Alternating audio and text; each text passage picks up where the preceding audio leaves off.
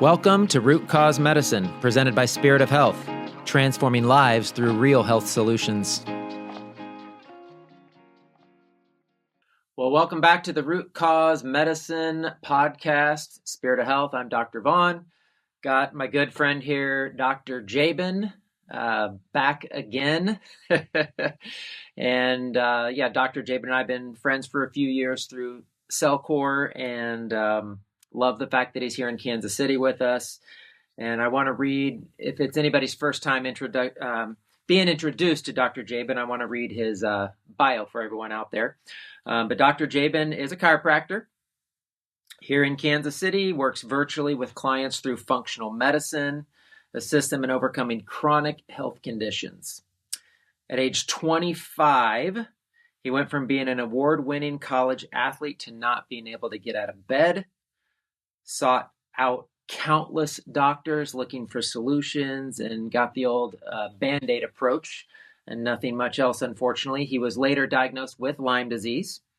And once he overcame this complex infection, he dedicated his practice to helping clients discover the causes of their symptoms. Dr. Jaban specializes in Lyme disease, PANS, pandas, autism, parasitic infections, and environmental toxicities. Him and his team at the Redefining Wellness Center see clients virtually. He's here in Kansas City, but sees people all over the world. And his website is drjabanmoore.com. And there you can get access to education, live videos, and his programs. So welcome back, Dr. Jaban. And today we are going to dive into the world of diagnostics and lab testing and biomarkers and blood and hair and saliva and stool and all the fun ways we get to find out what's going on with people. So I'm excited. I'm excited about the topic today. And Dr. Jaban has been helping thousands of people for many, many years with complex chronic illnesses. I know he's helped thousands of children. I've heard some of the amazing stories. He's just a brilliant, amazing doctor. And again, just so thankful that he's one of our colleagues and a friend. So I want to start, Dr. Jaban, by maybe just helping people see, understand this whole word, I should say, of diagnostics or diagnosis, because we've been doing this a while. We know a diagnosis in the medical industry is a little bit different than what we would do. So I guess my question would be, how important is a diagnosis? How important is that label? And how is that different in what we do versus what they're doing in the medical establishment, mainstream medical establishment? Yeah. I'll add another question in there. How damaging is a diagnosis? Ooh, come on. So for me, diagnoses can be informational. They can be helpful. They can give you information, but you have to be very careful with what that diagnosis is. So is it a diagnosis of an actual problem? Mold toxicity, lead poisoning, Lyme disease, or is it a pile of words that don't really mean much of anything, such as functional abdominal pain, which means that you have pain and you don't know why, and the body still seems to be functioning. Or IBS, which is we don't know why your stomach hurts or why there's digestive problems, but there is. So it's irritable bowel syndrome. Or chronic fatigue, you're tired and we don't know why. Fibromyalgia, you hurt and we don't know why. These diagnoses are useless because they're diagnosing a symptom versus giving you what I would consider an actual diagnosis, which is finding out what's actually wrong, what the, in theory, root cause of the problem is. And then there's this middle category of diagnoses, at least in my mind, and that's where you get a diagnosis of a physiological change, such as autoimmune diseases. So in an autoimmune disease, whether that be Hashimoto's thyroiditis, where you're producing antibodies from your own body that are attacking a tissue in your body, being the thyroid, that leads to physiological problems. At least in that diagnosis, you're diagnosing, again, a symptom, but at least it's a symptom that can be quantified. that then can lead you hopefully down the path to then finding out what the actual diagnosis or the root cause or the real problem might actually be. Or MS, for instance, which is demyelinating nerves, so losing the fat that's wrapped around your nerves. That's a diagnosis, MS. But what is MS from is the question that I always pose to people. And they kind of look at me and they're like, what do you mean? I go, well, MS is a symptom. It's a effect of a cause, but what is it? Well, some studies will say it has to do with Epstein-Barr, others with nematode parasites, even other ones have linked it to Lyme disease. And different studies are showing the likelihood that these things are associated. So on autopsy, they've cut open brains of a number of MS people. And in about 25%, they found Lyme disease. So Borrelia burgdorferi, the bacteria. And then 100%, they found parasites. Wow. Now, that doesn't mean that the parasite caused MS, but it's interesting. And to me, that means, okay, so there's a potential cause and effect here, and we need to do further studies. So for me, diagnosis of a symptom by giving it a name is unimportant. Figuring out what the root cause of something is and understanding the physiological changes is important. So the difference between sometimes what you get in Western medicine is they want to give you a title, even if they don't have a solution for the title, or maybe they give you a title with a solution as a Band-Aid.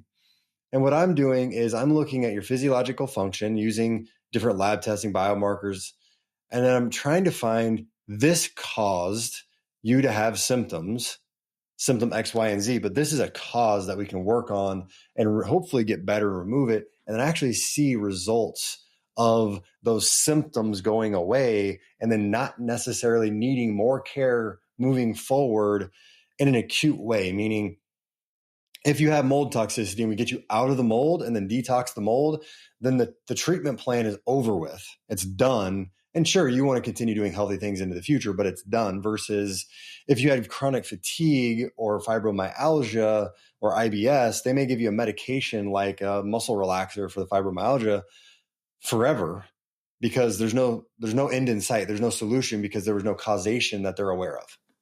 Mm-hmm. Great. So how accurate would you say lab testing is in our world? And just I've shared with people that I didn't actually do Lyme disease testing in the first 7-8 years of practice because I didn't trust its accuracy. I heard Western blot wasn't accurate. I heard, false positive, false negatives. And, the last thing we want to do is tell somebody they have something and they don't, or tell somebody they don't have, they do. So can we trust the accuracy of lab testing in functional medicine? Somewhat. And it comes down to a lot of factors. So when you come in and if you want to work with me, it's a large number of factors go and play a role in what we're actually going to do with you as far as what interventions we want to bring in. History matters. So if Lyme disease is what we're looking for or potentially thinking you have, I'm not going to go ask you, have you ever been bit by a tick? Because you could be bit by any insect and Lyme can be transferred. So history of one tick bite, not enough. Getting a tick bite definitely puts up a red flag of like, hey, okay, yeah, there might be something here. Having a bullseye rash. So getting that good history.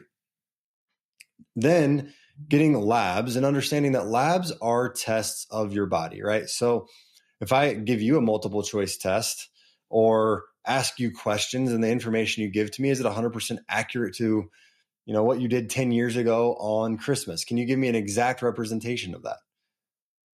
Probably not.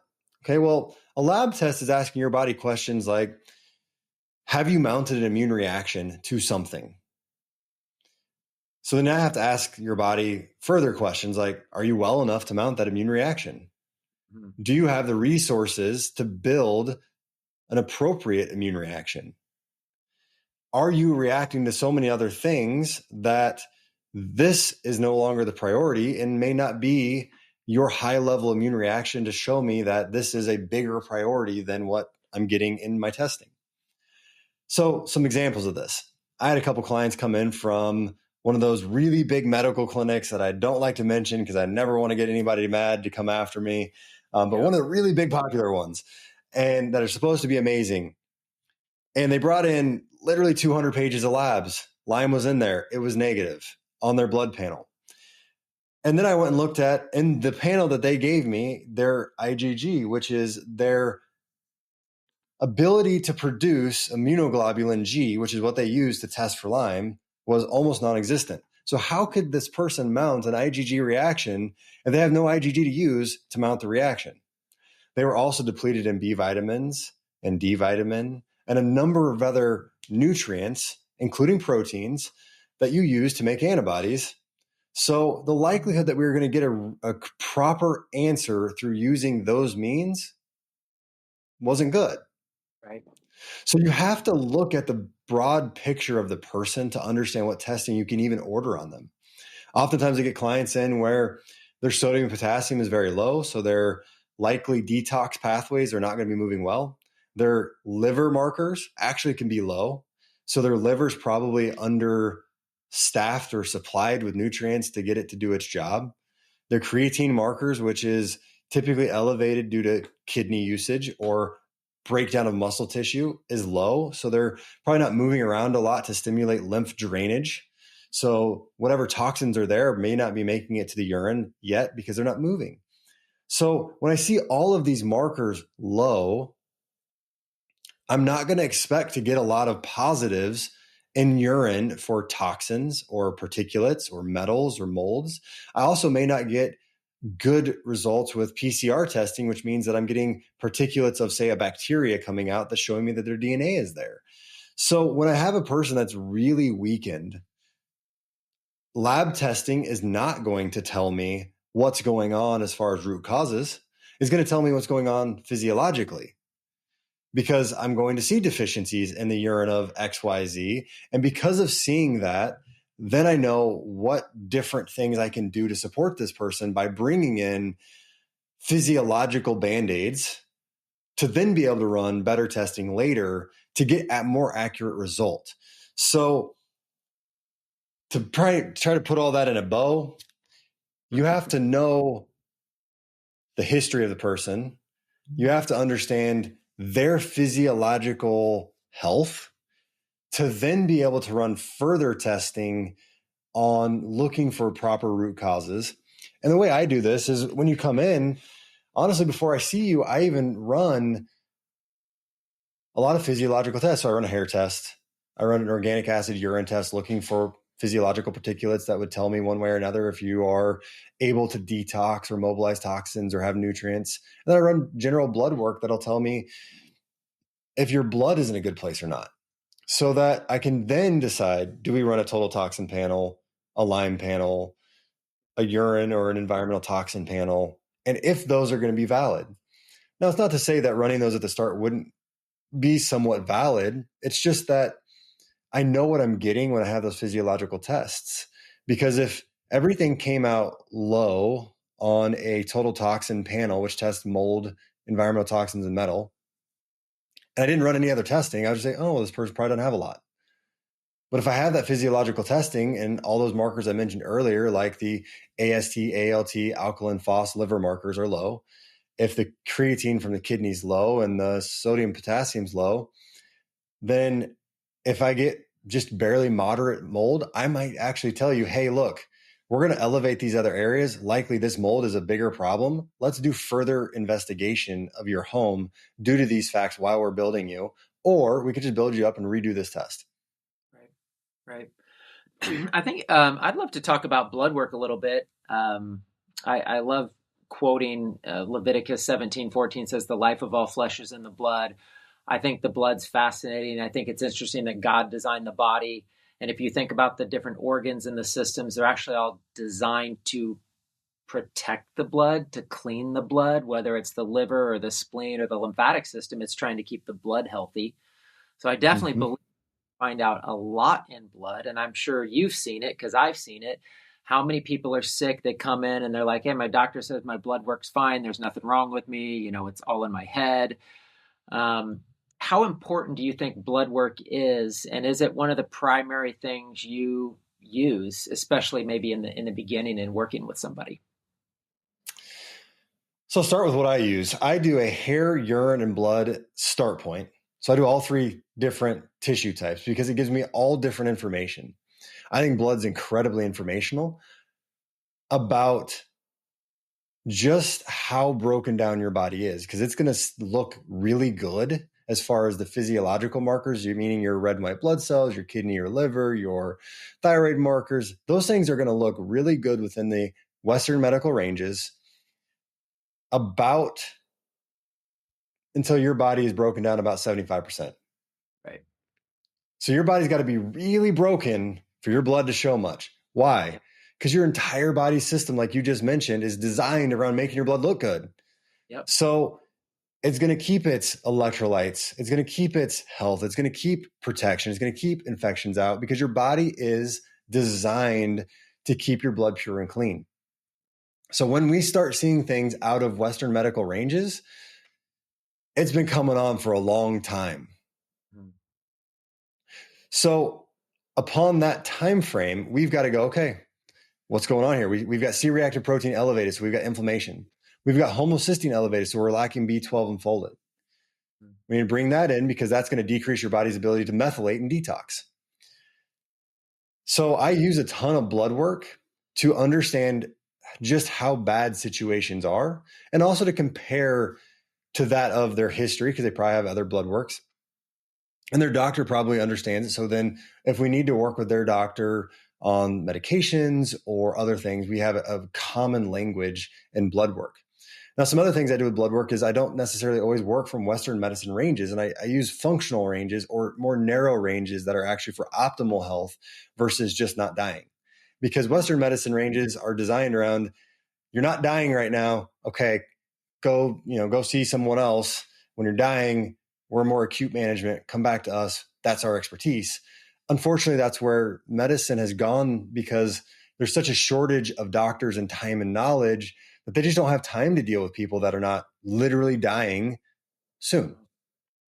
So I use blood work within its range there. And then when the blood work looks fairly good, but you still feel like crap, that's when I go into the urine and the hair because urine is going to tell us what's coming out.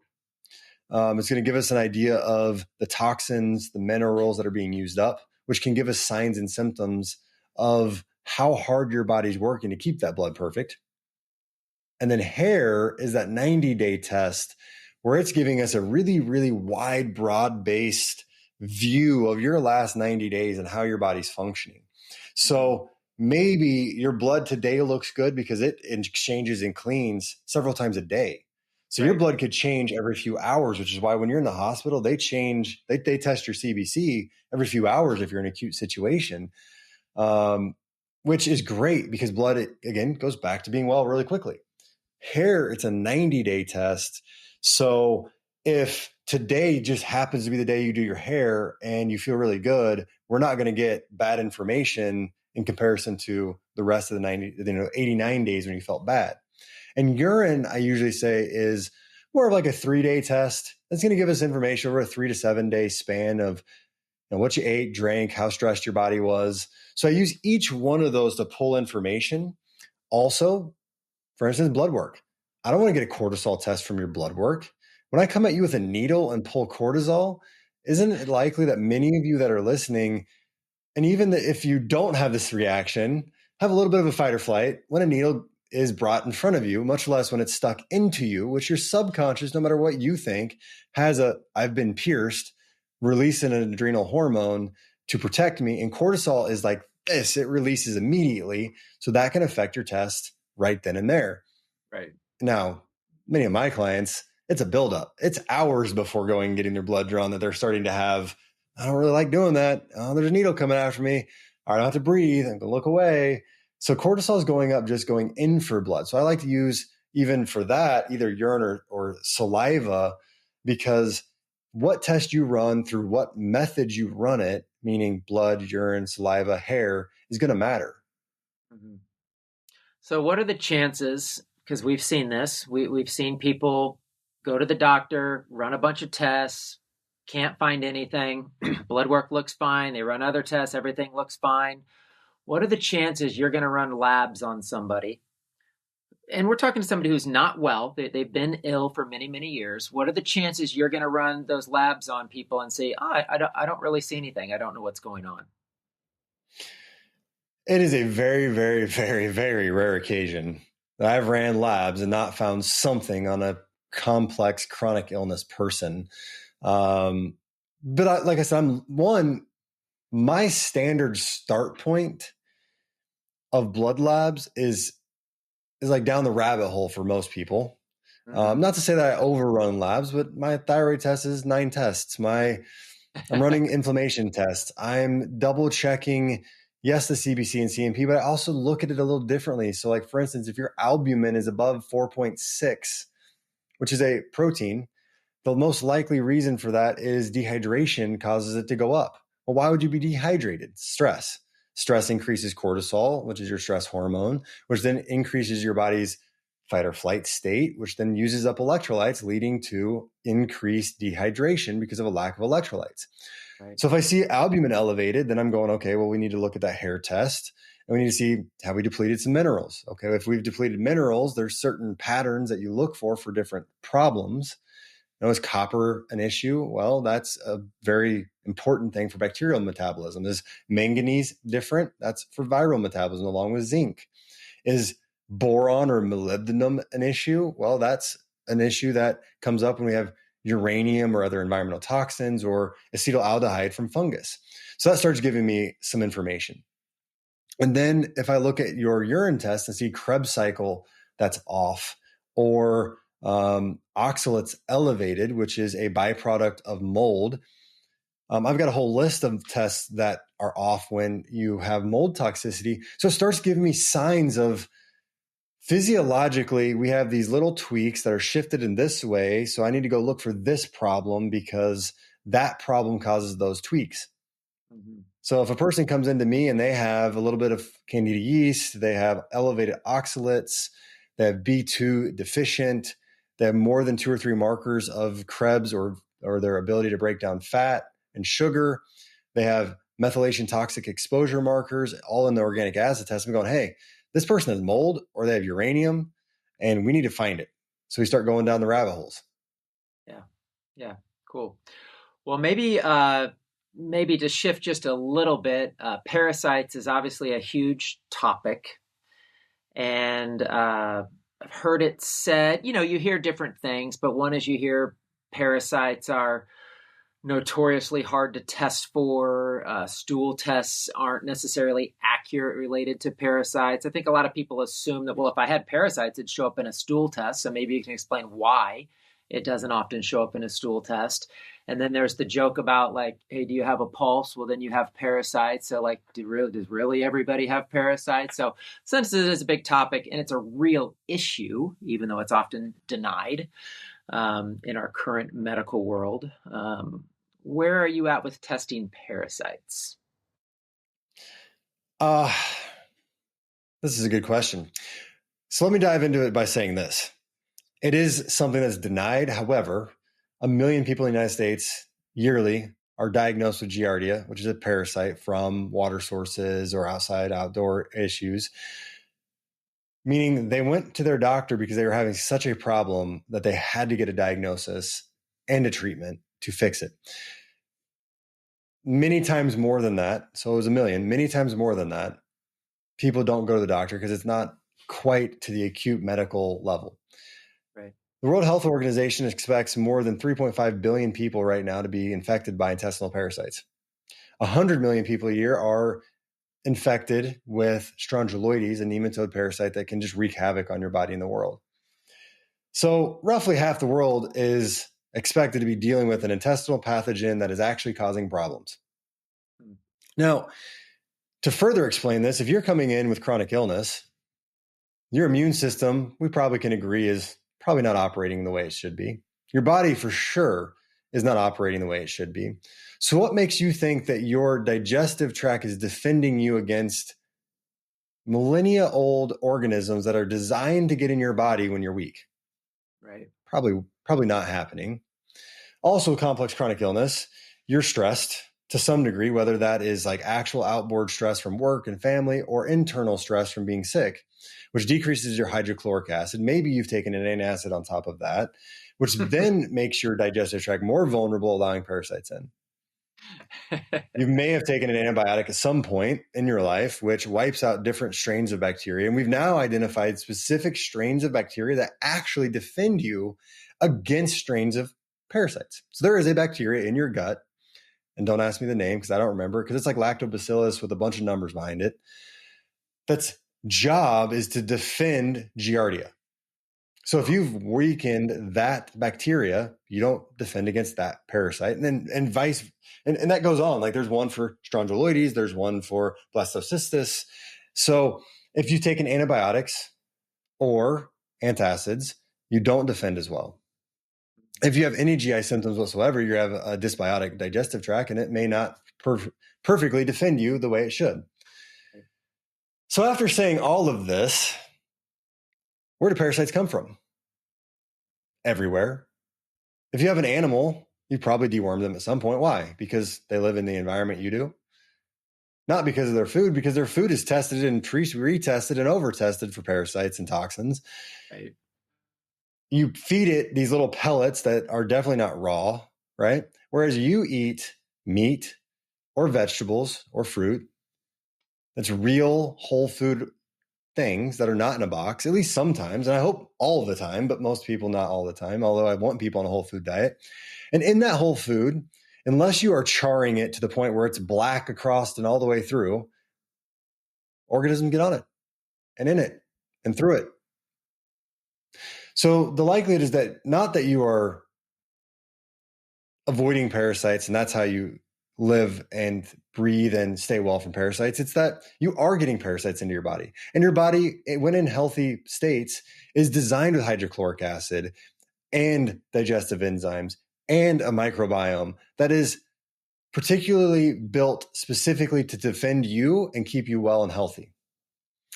So then, does everybody have a parasite? Probably.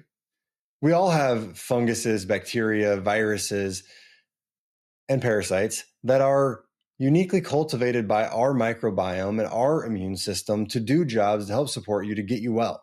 Blastocystis, for instance, has been shown to have positive effects in the body, just like H. pylori bacteria, just like certain viruses that actually within children shift the development stages.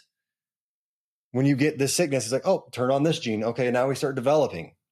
So these organisms are part of our microbiome synergistically helping us to live. So parasites are brought in when we have too much toxin, mop it up because they can carry 6 to 8 times their body weight in parasites, and then get out because your body kicks out that organism with the extra toxin. So it's a synergistic relationship until you live in a toxic environment with mold, radioactive elements, glyphosates, and all these other toxins that have accumulated and feed the parasites and make you the perfect host with all of the food for the parasite it could ever want. Yeah. And now it's inside you. Yeah. So it's more like you have a parasite than you don't. And it's almost a guarantee that you do. So if you have a pulse, you probably have all the organisms. The problem is, are they pathogenic in their nature currently because they are overgrown out of your immune system to do proper, what I call crowd control, and keep them working together instead of working against each other, creating then endotoxins and overgrowths, causing you damage. So then how do I test for them was the question. And I just spewed for 10 minutes, all this other parasite information, but it makes sense. Yeah. Parasites are designed and have elevated themselves to stay inside hosts without killing hosts, which you're a host, and feed off of your food and your different processes. So parasites like dopamine, which you produce in your gut from bacteria that make you happy and excited. They like serotonin. They thrive off of it. It makes them happy. And when you give them more of it through medication, then they can grow and reproduce. But they also are really good at putting fat around themselves called biofilms and hiding up in the lining of your digestive tract where colonoscopies don't see them. And getting into your lungs and into interstitial space where your immune system can't attack them as easily. Mm-hmm. So testing for it with a stool sample that is literally looking for an ovum that is done by a technician who's not a pathologist, who doesn't know how to look for all the other parts, that's under a microscope in a given 2-minute section, because it has to do, that technician has to do so many different tests per hour. It's just a bad test. Mm-hmm. So no, I don't run a lot of parasite testing through stool samples, because unless you have a pathologist, which there's one or two out there that are doing this now, they don't find it. But if you send it to a vet tech who's trained in how to look for actual organisms and their legs and shells and different segments and also eggs, then all of a sudden you get positives all the time. You're like, you just can't tell your vet tech that you sent over a lab from a human, because it's not the way it's supposed to work. So I tend to just go with, look, you have parasites, and there are markers such as eosinophils that can elevate, and other markers like anemia from iron and liver elevations from AST and ALT that suggest that there's a stressor that could be a parasite. And then we do a parasite cleanse. Right. We kind of started talking about, diagnostics and labels, and how important is a diagnosis, and does that really help or tell us anything? Well, when it comes to toxicity, we're talking root cause. That's our goal. Like, why is this person not well? What's causing the problem? Do you feel like the lab testing is beneficial for yourself, but also for your clients, and actually seeing like, oh, okay, I had glyphosate, I had mold at these levels, and now I retested 6 months, and those levels have changed. Kind of, are we changing how we look at diagnostics through actually looking at root cause medicine as far as toxicity is concerned in labs? Yeah. So again, as I've said so many times here, is understanding what your lab is and what information it can give you. So when it comes to retesting or testing, there are definitely a lot of people that do testing expecting a specific result, but not knowing other pieces of the puzzle. So when clients come in, I ask them, like, how important is lab testing to you? Do you need to know the name of the organism that you need to work on, or the name of the organism that could potentially be causing you side effects and symptoms? If that person's like, absolutely, yes, I have to know, it's so important to me because I need to know the name. Okay, we're going to run more testing for you because that's what you want. For me, is it important to know the exact name of every GI bacteria that we're going to work on? No, because there are more than 40,000 named bacteria in your digestive tract. There could be hundreds that are off because they're just out of range one way or another. And my goal is to optimize that digestive tract and bring it back to its normalcy, not eradicate one organism, because eradication is just not reality. We're not going to be eradicating 100% of Lyme or bacterias or parasites, because there are trillions of cells in your body. So what we're trying to do is we're trying to optimize the system. So if I want to retest, sometimes retesting too quickly is going to give bad results. So for instance, if I have a IgG elevated in your body for Lyme disease or mold or strep, once that IgG is turned on, it's going to be there for 9 months, up to a year potentially. So retesting 6 months later doesn't tell us much about your IgG. So I'm not going to retest IgG for at least 9 months to a year. But what I can do is I can retest the inflammatory markers in your body, because those can change in a day. I can retest white blood cell, red blood cell accumulation, and what type of white blood cells are being made by your body to tell us how functional your immune system is becoming. So those blood markers that we mentioned earlier, the good part about them changing so rapidly is we can see physiologic changes that show improved health, even if you can't see IgGs changing.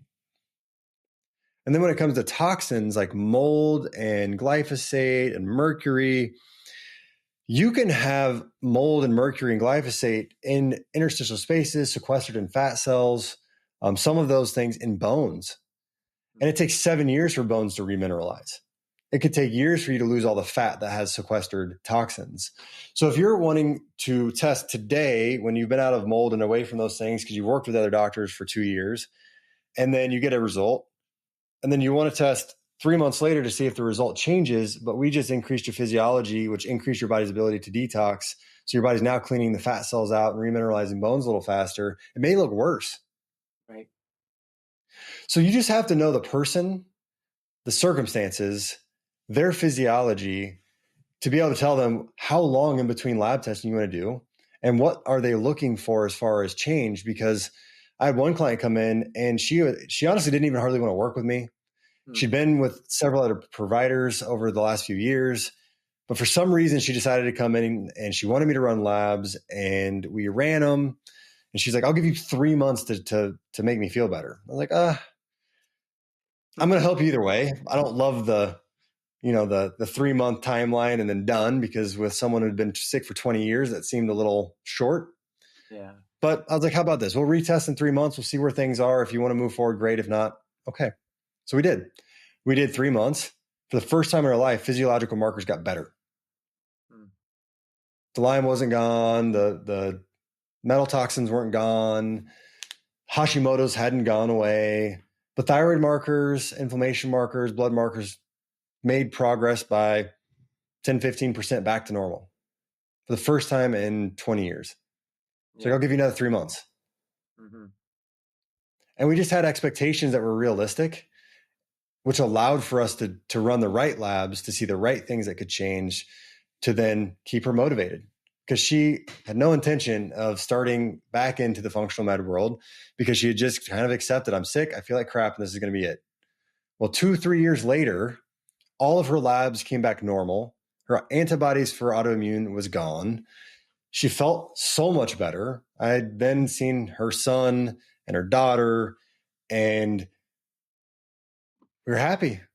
All because for her, she wanted markers to feel a change. Because when she came in those changes on that first 3 months, she didn't feel any better, but her body was getting better. It was just subtle. Right. Yeah. Cool. I have a question about neurological symptoms. Because if we're talking, I know you've worked with a lot of kids, a lot of autism, PANS, PANDAS, but obviously in adults, you got Parkinson's, MS. You have a lot of neurological issues going on, and I think I kind of might know the answer, because obviously these cases are complex. But I just kind of want to hear what you have to say. Like, is there often a trigger? Is there sometimes a straw that broke the camel's back?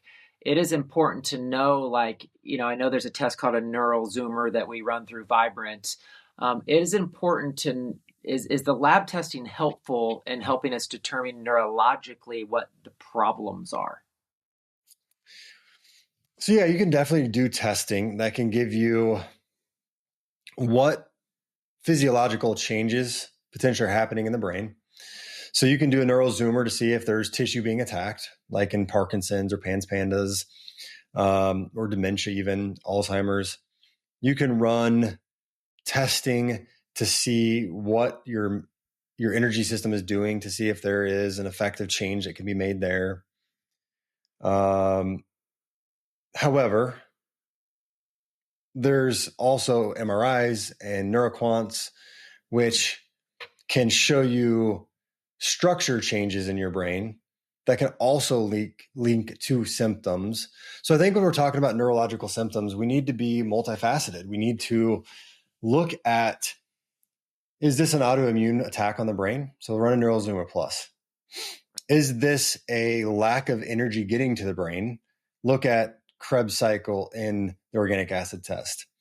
Is this blood sugar spikes that are causing damage to brain tissue, type 3 diabetes, also referred to as Alzheimer's, that can be damaging brain tissue? So depending upon the condition, depending upon what you are looking to work on, the lab panel is definitely going to be different, because is it toxin based? Is it organism based, like the MS that I talked about earlier? Or is it autoimmune based where the body gets so stressed that it misidentifies part of your brain, like the basal ganglia, starts attacking it, which is PANS pandas? Wow. Yeah. Speaking of which, I a personal story. I mean, where lab testing was very beneficial. I actually called you about my daughter, if you Mm. remember, long ago. I don't even know if I've updated you, but she started developing symptoms of PANS, which Mm. is kind of a fancy medical term for neurological symptoms that seemingly appear out of nowhere, right? And Mm-hmm. we had gone on a trip to New York and we're swimming in some lakes up in upstate New York. We get back, multiple people in our family, bowels aren't doing well, diarrhea. My daughter starts developing these weird tics or neurological symptoms.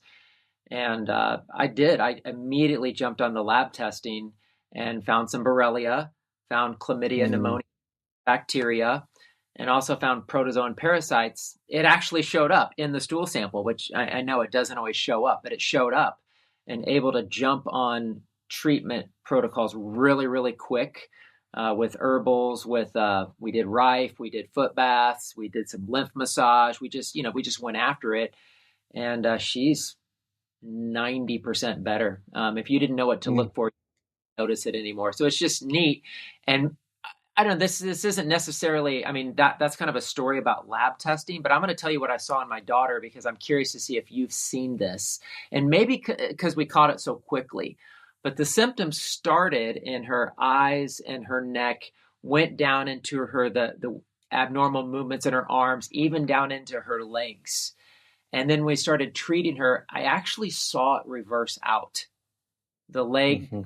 way, then it went back into the arms, then it went back into the head, and then it actually went back to a cough, which was actually her original sickness that seemed to trigger this. Have you seen that, like the body healing in reverse in that way? So many times. I mean, I even ask people patterns of their illness journey where things get work, like how you start here and progress. Like I take people way back before they tell me they were sick. Like, did you have anxiety? Did you have a cough? What were you like before, all the way back to childhood, just so I can understand where things may have cropped up. And when people are going through their symptoms, they're like, I can't believe that, I haven't had this in a while. Like, yep, we're going back through that journey. We're reversing healing. So this led to this, it led to this, it led to this. Now we're going back through it. Mm-hmm. It's such a common thing to see. And it's kind of cool when they remember their progression and then progress back out of it. It's less scary because it doesn't feel like new symptoms. Exactly. Yeah, I'm glad to hear your daughter's doing so much better. Thank you. Yeah, I'm very thankful and thankful for your help and advice, you know, in that as well. So, well, any final thoughts on yeah, just anything related to labs, lab testing, diagnostics? Do you want to give us a final thought here? As a doc, I love testing. I love more testing. I love all the testing. I also know that you require a full good history. You require being a part of the journey throughout with somebody, even after the lab testing and the history, to understand how it's affecting their body. No lab testing gives you the whole story. You have to know the person, the experience, what they're going through, what they've done, so that you can put together the lab testing with it. I even tell people when we're building our roadmaps, like, I've looked through your labs. Now I got to get to know you so I can understand what the labs mean for your body and your experience. So yeah, as you go on this journey of health, you get the labs. Don't get stuck in the labs as if they have to be perfect for you to be well, because that can be a pitfall. Sure. You're a complex organism that is changing all the time. Don't expect perfection out of labs before you feel well, but also don't ignore labs because they're extremely valuable. So it's finding where they fit in your journey and going forward from there. Because I've had people rerun a Lyme test and the antibodies were slightly positive, even after they'd been well for 6 months. And they start getting sick again because their nervous system just took off in this fear and fight and flight. So use labs accordingly. They can be an amazing tool when you understand what they mean and how to use them. Well, that's good wisdom, Dr. Jabin, coming from lots of experience. If you want to check him out, check out his website, drjabanmoore.com. Especially if you're dealing with chronic illness, he's seen and helped millions of people. For everybody who might be listening to this, definitely check out his clinic. You got health issues, he's definitely got answers, and I'm sure he can probably give you a testimony for about every kind of complex case out there, from children, infants to adults. So yeah, thank you, Dr. Jabin, for just sharing your insight on labs and lab testing, and also just for all that you do and all the people that you've helped and will continue to help. Well, thank you for having me. All right, until next time.